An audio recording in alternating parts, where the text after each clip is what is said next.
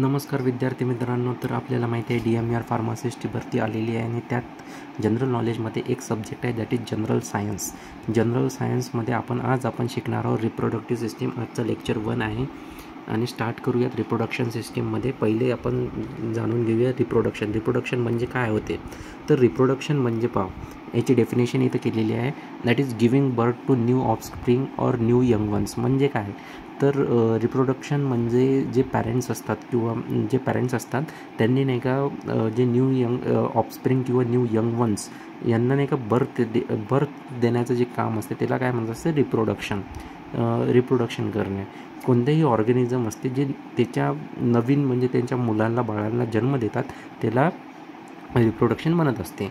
मग आपण रिप्रोडक्शन जर बघितलं तर रिप्रोडक्शन आपल्याला माहिती पडते की 2 टाईपचे आहे. एक आहे सेक्शुअल रिप्रोडक्शन आणि एक आहे एसेक्शुअल रिप्रोडक्शन. तर आपण पहिले बघूयात सेक्शुअल रिप्रोडक्शन. तर सेक्शुअल रिप्रोडक्शनमध्ये काय असते की यातनी 2 पॅरेंट्स असते, एक मेल असते एक फिमेल असते. Male and female parent are involve म्हणजे दोघांचं इथे काम असते. आणि याच्यातनी गॅमेट जे असते एक मेल गॅमेट असते एक फिमेल गॅमेट असते. हे दोघं जेव्हा नाही का भेटतात आणि फ्यूज होतात तेव्हा एक झायगॉट बनते आणि या झायगॉटपासून समोरची प्रोसेस दॅट इज फर्टिलायझेशन आणि मग तिथून आपला डॉटर किंवा बेबी बनणं सुरू होते. आणि तिथूनच मग त्याचं पॅश्चरायझेशन म्हणजे बेबी बाहेर येण्याचं असं काम असते. असं या रिप्रोडक्शनमध्ये सेक्शुअल रिप्रोडक्शनमध्ये होते. त्याच्यानंतर एसेक्शुअल रिप्रोडक्शन जर आपण बघितलं तर एसेक्शुअल रिप्रोडक्शनमध्ये म्हणजे फक्त एकच पॅरेंट इन्व्हॉल्व असते. मेल किंवा फिमेल दोघंही म्हणजे नाही काय रिप्रोड्यूस करू शकतात asexually to give birth to young ones. याचं एक्झाम्पल काय आहे हिट्स. आणि सेक्शुअल रिप्रोडक्शनचं एक्झाम्पल काय असू शकते ह्युमन्स. तर आता आपण याचं सेकंड पार्ट असं बघूयात. पहिले आपण एसेक्शुअल रिप्रोडक्शन शिकूयात. याचे एसेक्शुअल रिप्रोडक्शनचे काही टाईप्स आहेत आणि काही त्याचे एक्झाम्पल्स आहेत जे की इम्पॉर्टंट बनते आपल्याला MCQसाठी आणि यावर डायरेक्ट MCQ येऊ शकते आपल्याला एक्झाम्समध्ये. तर ते आपल्याला माहीत असले पाहिजे. तर आपण स्टार्ट करू टाईप्स ऑफ एसेक्शुअल रिप्रोडक्शनमध्ये. पहिले आपण जर बघितलं तर पहिला आहे बायनरी फिजन. बायनरी फिजनमध्ये काय होत असते, जर एक पॅरेंट आहे ते काय होते 2 इक्वल फ्रॅगमेंटमध्ये डिवाईड होते म्हणजे 2 भागांनी डिवाईड होते. आणि ते 2 भाग जे आहे ते मग वेगवेगळे स्वतःचं आपलं इंडिपेंडंटली एक ऑर्गॅनिझम म्हणून काम करणं सुरू होते आणि ते तसेच वाढतात. याला काय म्हणतात ते बायनरी फिजन. तर हे बायनरी फिजन्स थ्रू कोण हे करतात, बॅक्टेरिया आणि सिंगल सेल ऑर्गॅनिझम. तर आपल्याला क्वेश्चन येऊ शकते की binary fissions which of the following reproduce through binary fission. Asexually reproduce through binary fission. मग ऑप्शन असू शकते बॅक्टेरिया किंवा सिंगल सेल ऑर्गॅनिझम. मग आपल्याला ते टिक करावं लागेल असं आपल्याला प्रश्न येऊ शकते. म्हणून हे आपल्याला अशा स्तरे आपल्याला वाचायचं आहे. त्यानंतर बडिंग हे एक सेकंड प्रकारची प्रोसेस आहे. बडिंगमध्ये काय असते, पॅरेंट ऑर्गॅनिझम असते आणि पॅरेंट ऑर्गॅनिझम्सवर नाही का काहीतरी आउटग्रोथ किंवा बर्ड फॉर्मेशन होत असते. आणि या बर्ड फॉर्मेशनमधून एक नवीन यंग वन किंवा त्याच्यासारखं कोणता तरी ऑर्गॅनिझम बनतो. त्याला काय म्हणत असते बडिंग म्हणजे आउटग्रोथ ऑर बर्ड फॉर्मेशन होत असते, दॅट इज बडिंग. याचं एक्झाम्पल आहे ईस्ट आणि हायड्रा हे खूप इम्पॉर्टंट आहे. हे तुम्ही लक्षात ठेवू शकता आणि नोट्स पण बनवू शकता. तर तिसरं आहे फ्रॅगमेंट्स. आता फ्रॅगमेंटेशन म्हणजे काय होते की बॉडी जे असते ऑर्गॅनिझम्स म्हणजे पॅरेंट जे असते ते काय करते आपल्याला आपल्या बॉडीला नाही का ब्रेक करते व्हेरियस पीसेसमध्ये, डिस्टिंक्ट पीसेसमध्ये. म्हणजे ते 2 असू शकते, 3 असू शकते, 4 असू शकते, 5 असू शकते. आणि हे सर्व जे 3-4 तुकडे झालेले असतात हेच एक प्रत्येक तुकडा नाही का एक नवीन इंडिव्हिज्युअलमध्ये फॉर्म होते.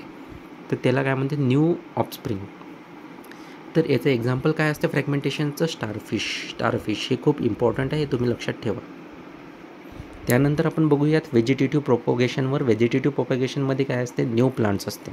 म्हणजे न्यू प्लांट्स कुठून डेव्हलप होते, एक स्पेशलाइज स्ट्रक्चर असते आपल्या प्लांट्सवर, जसं की रनर झालं, रायझोम झालं, ट्यूबर्स झालं, बल्ब्स झालं.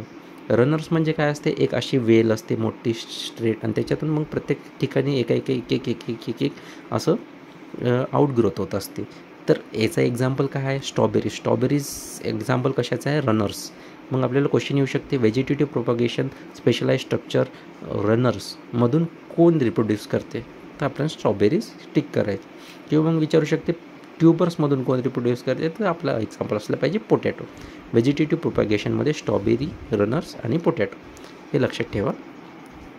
त्याच्यानंतर आता शेवटचं जे आहे ते आहे पार्थिओजेनेसिस. पार्थिओजेनेसिसमध्ये काय असते की डेव्हलपमेंट ऑफ एम्ब्रिओचं काय होते, डेव्हलपमेंट होते कुठून, अनफर्टिलाइज एगपासून.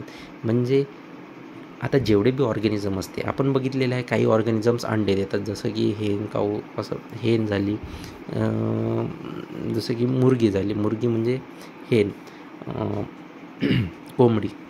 जर ते अंडे देतात तर ते अंडेपासून एक अनफर्टिलाइज असते, मग ते फर्टिलाइज होऊन एम्ब्रिओ बनवते आणि न्यूअन्सला जन्म देते. तर ते झालं पार्थिओजेनेसिस. अंडे देणं म्हणजे पार्थिओजेनेसिस. याचे एक्झाम्पल्स काय काय आहेत तर बघा तुम्ही, इन्सेक्ट, रेपिटाइल्स आणि सम फिश. हे खूप इम्पॉर्टंट आहे. तर अशाच तऱ्हे आपण आजचा फर्स्ट लेक्चर आपण कंप्लीट केलेला आहे, दॅट इज रिप्रोडक्शन आणि एसेक्शुअल रिप्रोडक्शन आज आपण कंप्लीट केलेलं आहे. तर यावर तुम्ही नक्की रिवाईज करा आणि असेच नोट्स बनवा. नेक्स्ट व्हिडिओमध्ये आपण यावर कोणते संभाव्य प्रश्न आहे, इम्पॉर्टंट MCQs आपण घेऊन येऊ आणि त्यानंतर आपण सुरू करू सेक्शुअल रिप्रोडक्शन. ठीक आहे. तर अशाच व्हिडिओसाठी लाईक करा, शेअर करा, सबस्क्राईब करा आणि फ्युचर फार्मासिस्ट बनण्यासाठी आपली तयारी जोरदार चालू ठेवा.